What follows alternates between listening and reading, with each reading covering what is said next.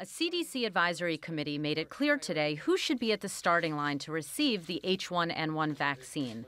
They include pregnant women, those in contact with babies, children and young people, healthcare workers and emergency personnel, and adults with underlying conditions. Combined, that's potentially 140 million Americans who will be covered against a virus some are estimating may hit 40% of the U.S. population. This is a situation of supply and demand and making sure that we can have a vaccine go where it's needed most. There's new evidence pregnant women have a much higher risk of severe complications and death from H1N1 because their immune systems are suppressed. A study released today found pregnant women are 4 times as likely to be hospitalized. About 6% of the deaths have been among pregnant women, but that's not proportion. That's a larger proportion than you'd expect, given that only about 1% of the population, U.S. population, is pregnant at any one point in time. Each of the pregnant women in the study who died first developed pneumonia, just like 27-year-old Katie Flight, who was 6 months pregnant when she got this new flu,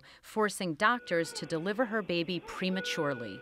While newborn Abby is thriving, Flight's heart, lungs, and kidneys are failing. She's got a long way to go, and this is just the beginning. Research centers across the country are looking for thousands of healthy volunteers to test the new flu vaccine. The clinical trials are set to begin mid-August. Adults will be tested first, followed by the elderly. If proven safe, it will then be tested in babies and children.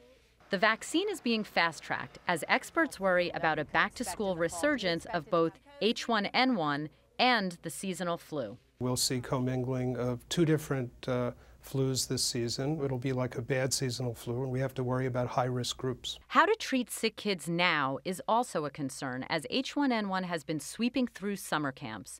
While many children were given the medication Tamiflu to prevent influenza, experts warn it should be prescribed cautiously. We're going to induce resistance against Tamiflu, and then we're going to run out of one of our weapons against this flu.